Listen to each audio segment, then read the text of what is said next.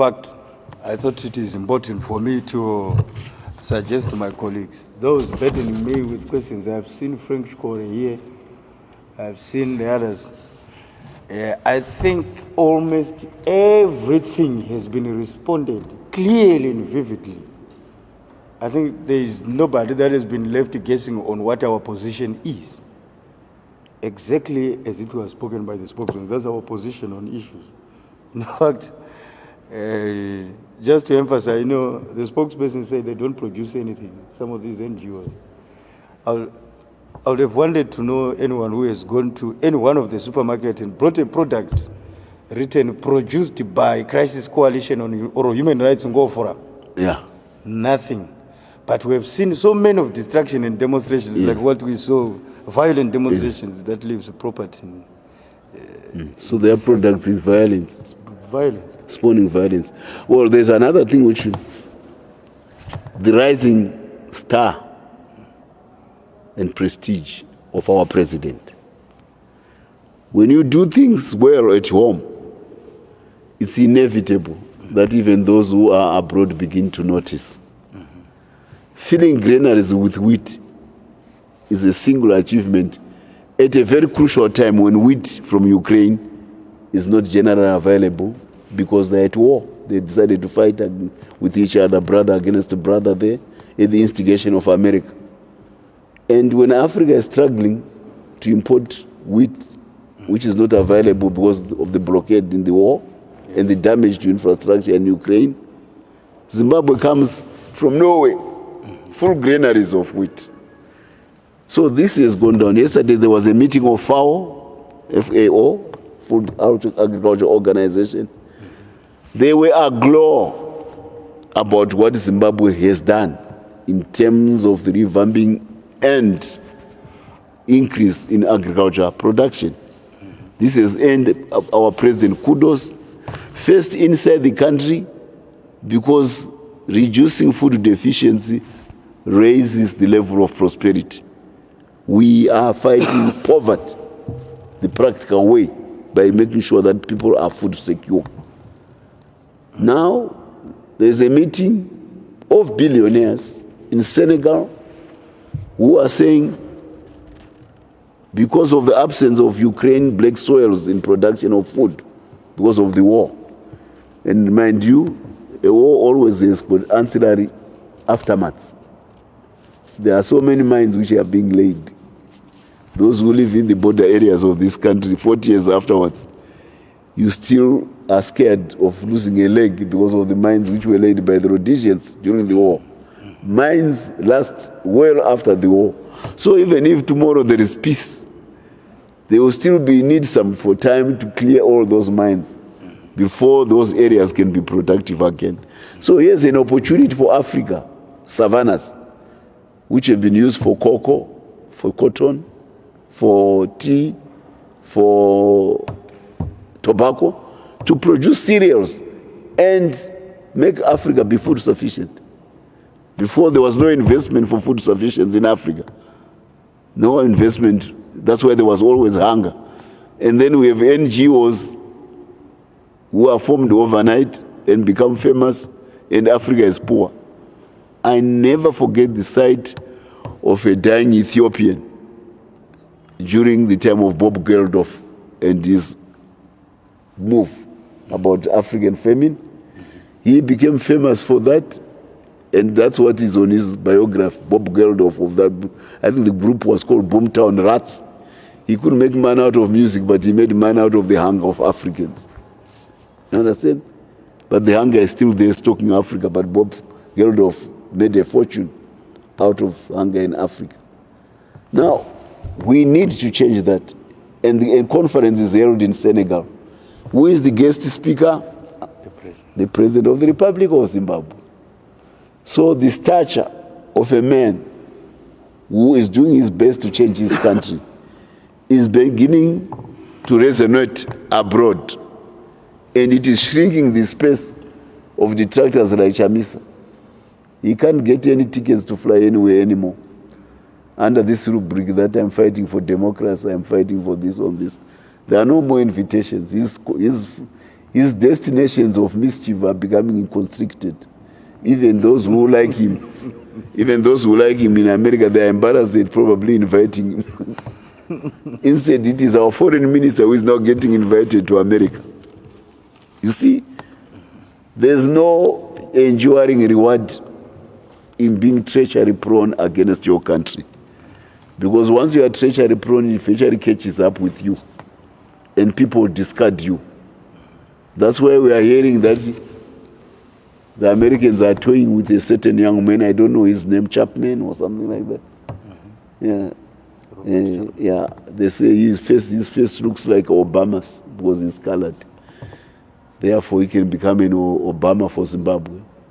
Not so much to replace President Emerson Mnangagwa, his excellent leader of ZANU-PF, no, to replace Chavez.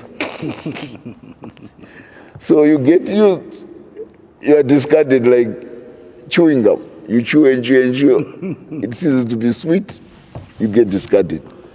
So the rival of Robert Chapman, what is his name? Robert Chapman is not from ZANU-PF, no. It's from the MCCC. These are the parties which are not homegrown. It means those who are your challengers are also not homegrown because both of you are not homegrown. So we laugh at that. Yes. This is why we're the authentic party. Our president's prestige keeps rising. You may know, 1997, we dispatched our army in order to protect the territorial integrity of the Congo when Rwanda and Uganda wanted to dismember the Congo. One of the reasons why we were on sanctions is because America on that time was on the side of Rwanda and Uganda to dismember the Congo. We said it's wrong. We sent our army and our men fought there. It's good that we are a very capable army. Only 900 managed to keep 10,000 Rwandese at bay. And we defeated them. We couldn't capture and keep them. So we said, please, we have captured them. Can you take them home in place? That was the deal in 1997. Guess what? The president is on his way to the RU in Addis Ababa. Where is he invited? To a Great Lakes summit where the issue of the integrity of the Congo is being debated. And the shoe is in the other leg. An American trusted ally, Kenya, has now been invited by America in the West to go and protect the integrity of the Congo from the Rwandese. When we tried to do it, we were sanctioned. Now they realize our wisdom, that we were right. So they asked Kenya to go and do exactly what they sanctioned us for in 1997. Kenya is doing a good job, trying to make sure that the Congo, an important African country, remains intact. And for change, America is now on the side of the integrity of African boundaries as established during the colonial era. Their policy has shifted. We don't shift because we are on principle. So now we are being invited and we say, we have indicated that what we did in 1997 was right. Because you know America exactly, you are asking Kenya exactly to do what you sanctioned us against, what you chided against. So, you see, this is always the beauty of being principled, because passage of time endorses you, that your decisions were right. And we thank the prestige and reputation of Zimbabwe, which our president is rendering as he discharges his job. It's a good thing. It's making waves at home. It's even making cyclones of pleasure abroad. Everybody is so happy about what Zimbabwe is achieving. Comrade Mnangagwa is doing a good job, both here and abroad. He's doing a good job with businessmen here. Every other corner now is a service station, more cars. Every other place has got a chicken in, more. There's just so much frenetic economic activity going on in the country, not only the big scale, but also, so it's doing good at home. So when it comes to the elections, come the harmonized elections in 2023, if the vote tallies with his performance, don't be surprised.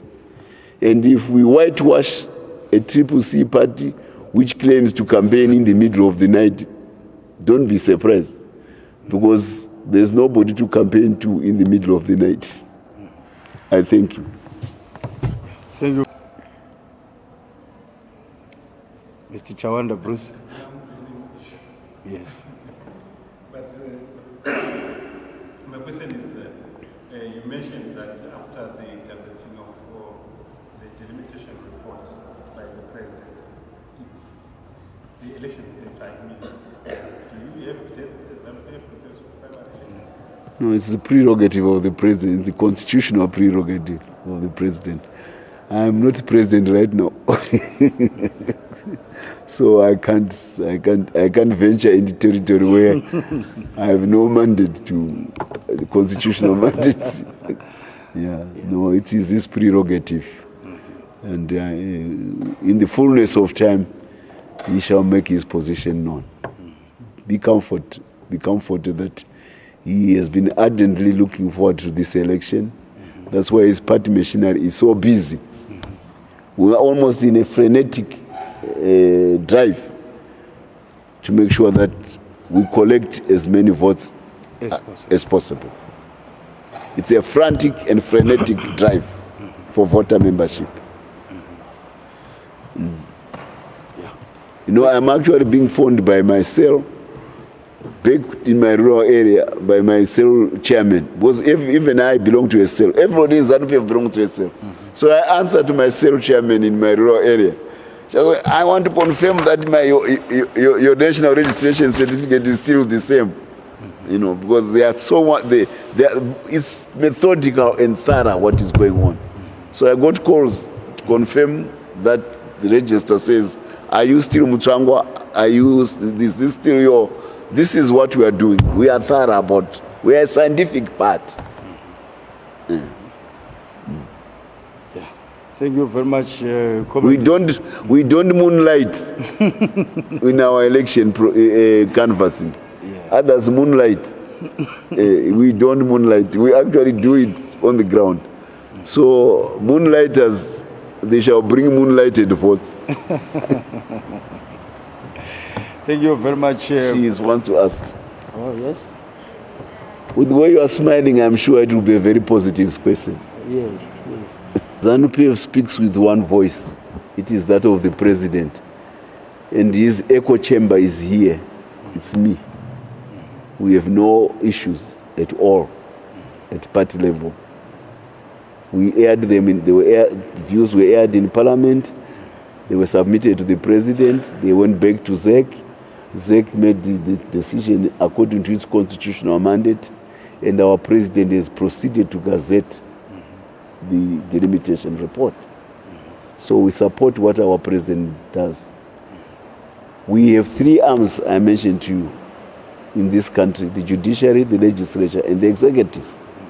If other citizens have issues about the delimitation report, we can force them not to exercise their constitutional right or encourage them not to exercise their. It's not our business as a party.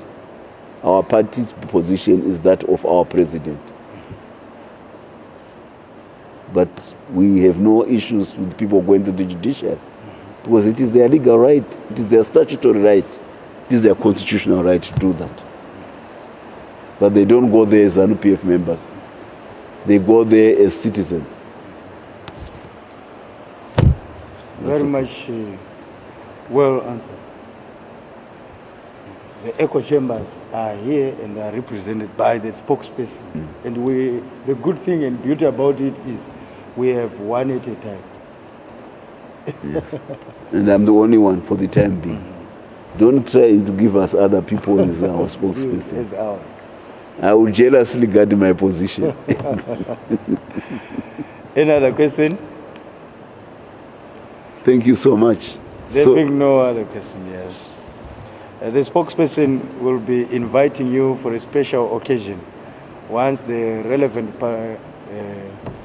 processes have been put in motion, we will be advising you very, very shortly before we proceed to the manifesto of the party. So just to keep your fingers crossed about it. But otherwise, thank you very much for coming, and the spokesperson is very much indebted to you.